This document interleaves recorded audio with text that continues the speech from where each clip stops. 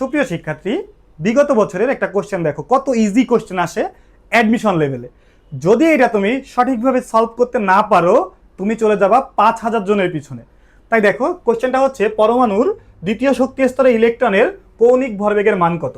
বাবা তুমি আগে বলো কৌণিক ভরবেগের সূত্র কি? mvr ইকুয়াল টু কি? mvr ইকুয়াল টু nh/2 পাই, তাই না?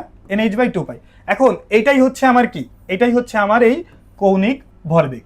তাহলে দ্বিতীয় শক্তি স্তর বলছে, অর্থাৎ 2h/2 পাই, 2h/2 পাই, 2 যদি কাটাকাটি হয়ে যায় তাহলে আমার অ্যান্সার থাকে h/পাই। মানে এর থেকে সহজ ম্যাথ আসা কি আর সম্ভব? দেখো h/পাই। তাহলে কত ইজিলি এটা সলভ করতে পারলাম। কিন্তু মাঝে মাঝে কি হয় জানো, আমাদের ব্রেন কাজ করে না পরীক্ষার হলে, দেখবে এরকম সহজ সহজ ছোট ছোট কোশ্চেনও আমরা ভুল করি। তাই এই কোশ্চেনটা তোমাদের দিলাম শুধুমাত্র একটু সচেতনতার জন্য। ওকে, টাটা।